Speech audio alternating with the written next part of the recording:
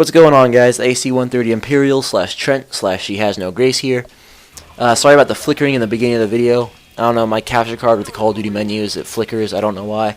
But the gameplay itself is fine. I'm going to start playing some more Call of Duty 4 Modern Warfare, because this game is a good game. It's Infinity Ward's, I don't know, best Call of Duty, because, I mean, Modern Warfare 2 was ridiculous. I mean, that game just got too frustrating, too crazy. And Black Ops, that was a Treyarch production, but that game was ridiculous too. I told you guys before, but I did sell Black Ops.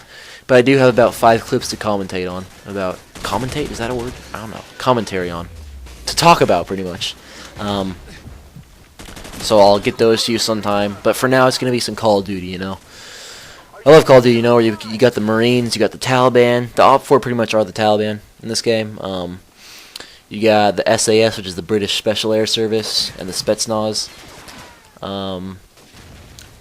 But today we're playing as the MFR, which is Marine Force Reconnaissance. Those are pretty much the most elite of the Marine Corps.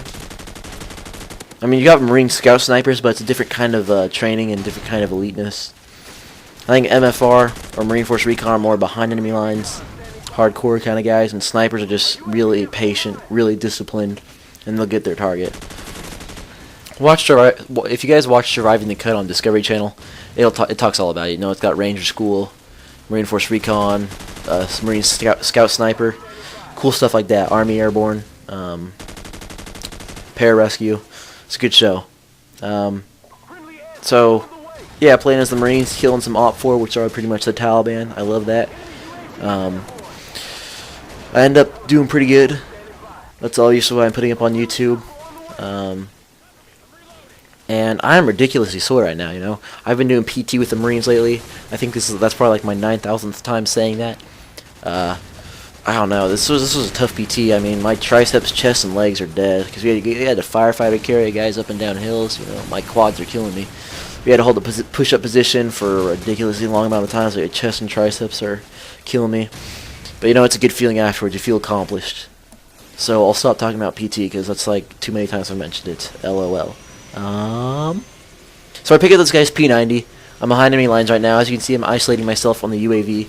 I like to avoid the team, you know, because that's the general area where your team is going to be. That's where you're going to be. So try to isolate yourself.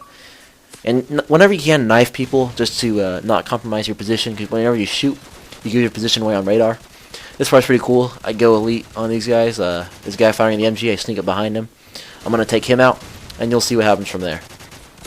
Sorry, I think I'm talking kind of fast, but you guys can understand me. I have a story for you guys today. Anyway, I'm in a program called ROP Fire Science. It's pretty much career training for firefighting. We have a locker room dedicated to keeping our PPE, which is our personal protective equipment, like our turnouts, our helmets, our gloves, stuff like that.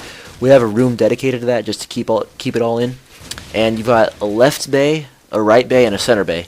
And all the people from my school, we chose the center bay. You know, it's cool, you know. I don't know, it's the center bay.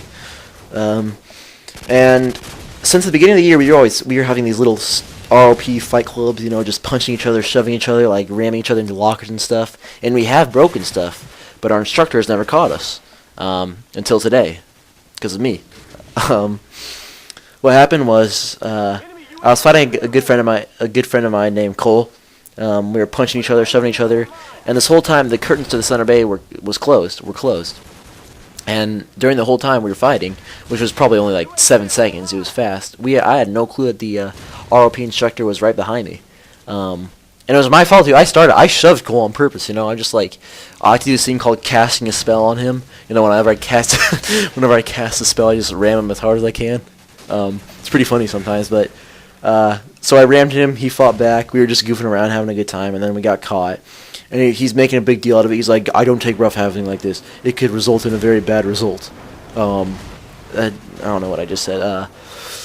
And, you know, it's really no big deal. I mean, I told my dad, and this may result in a 1-day suspension, which is really no big deal. It's 1-day suspension from ROP. It's really no big deal. I'm not worried about that. But, I told my dad, I'm like, Dad, I might get suspended. And I told him the story, and he just laughed. Because, you know, there's really nothing wrong with goofing around like that. We were just being retarded, and my dad just laughed. My mom's not going to really care. I don't even know if I'm going to get suspended for sure. I mean, he says goofing around is a suspension. That's how he says it. Goofing around. You know, he's an old geezer. He's like 60 years old. He's just teaching us.